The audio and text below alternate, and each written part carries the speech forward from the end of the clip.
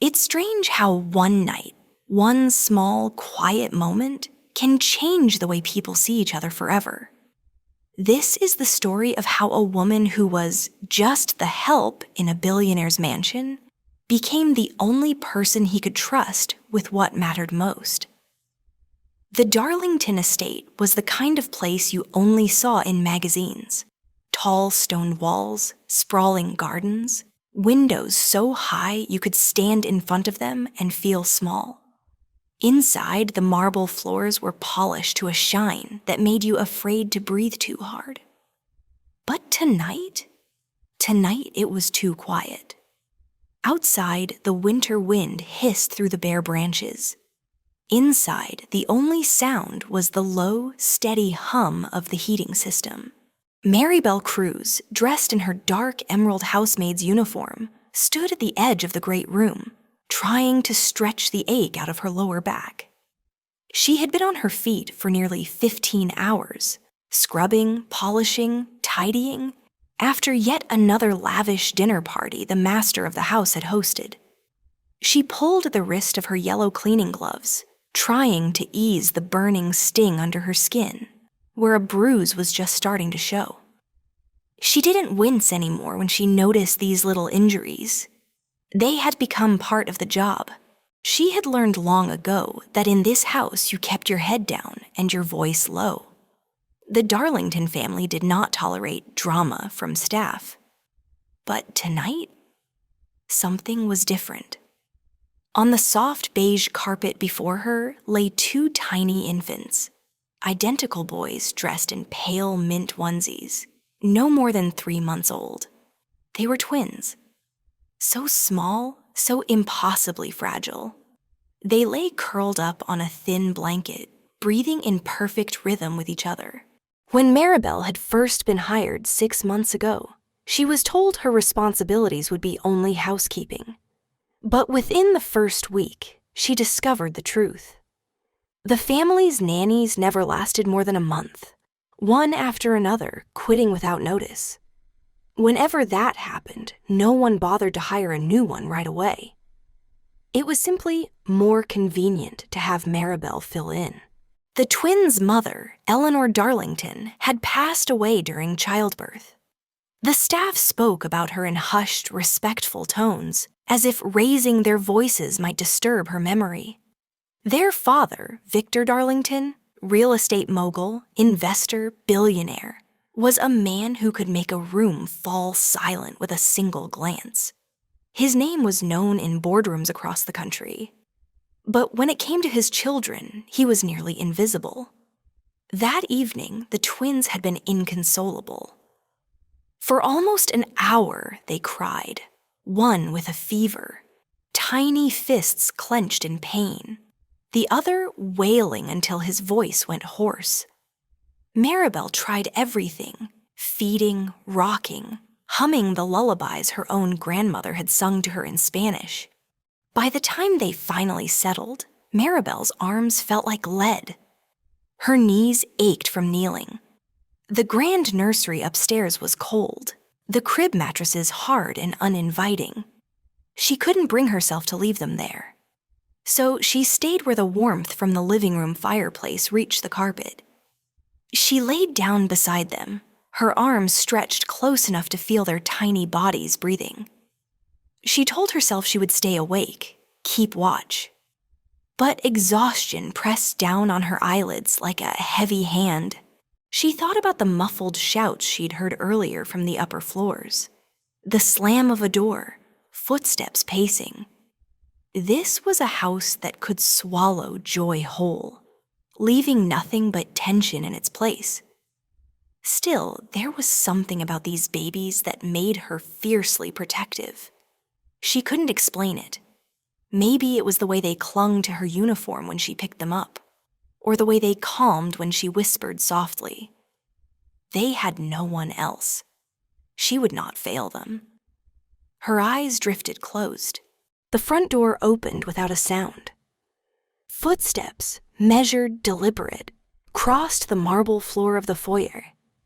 Victor Darlington appeared in the doorway, his tailored charcoal suit unwrinkled despite the late hour. a silver tie glinting in the warm lamplight. In one hand, a leather briefcase. In the other, the doorknob he had just turned. He froze.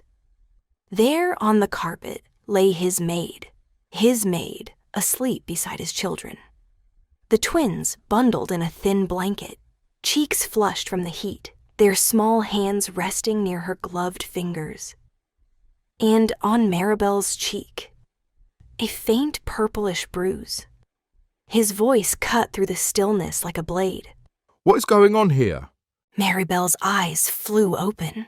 Her heart raced as she sat up quickly, glancing between him and the twins. One of the boys whimpered softly in his sleep. I asked you a question. Victor said, his tone sharper now as he stepped further inside. Why are my children on the floor? And why are you lying there like... He stopped. His gaze locked on the bruise. What happened to your face? Maribel swallowed. They were crying, she said quietly. No one came.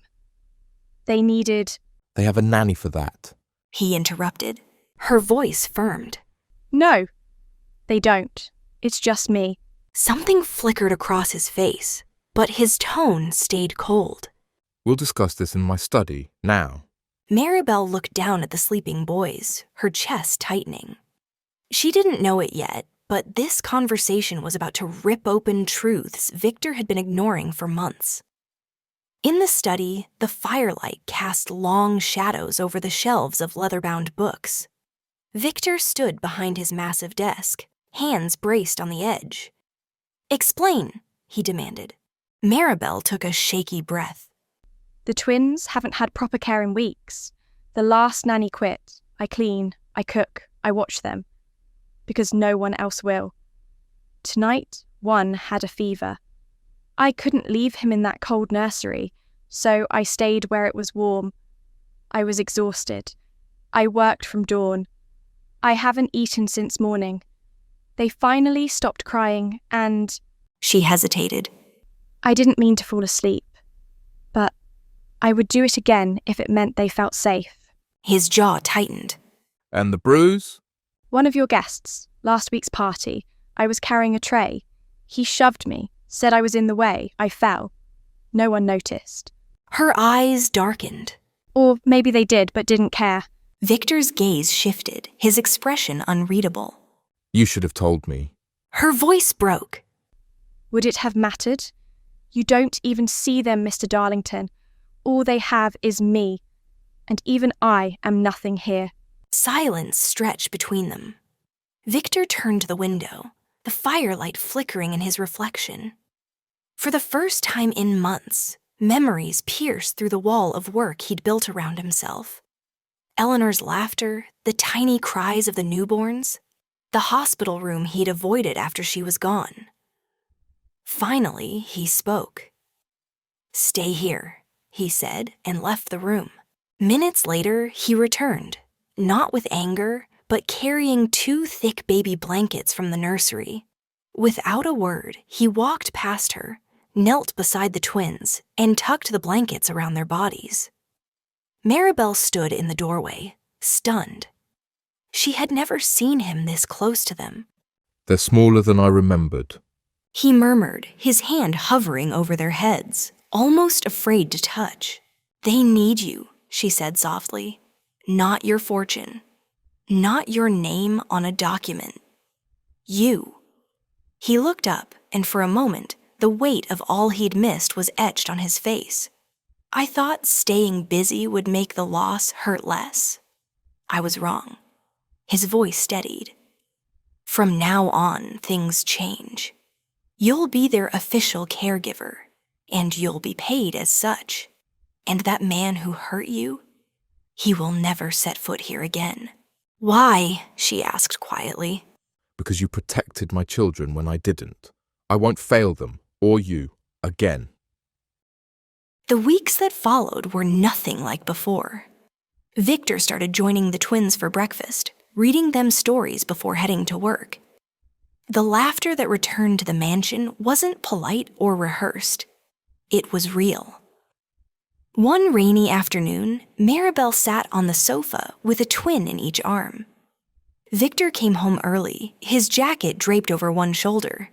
He stopped in the doorway, smiling. Room for one more? He asked. She nodded. He sat, lifting the boys into his lap. And for the first time in months, Maribel allowed herself to relax. Not because her shift was over, but because the house finally felt like a home.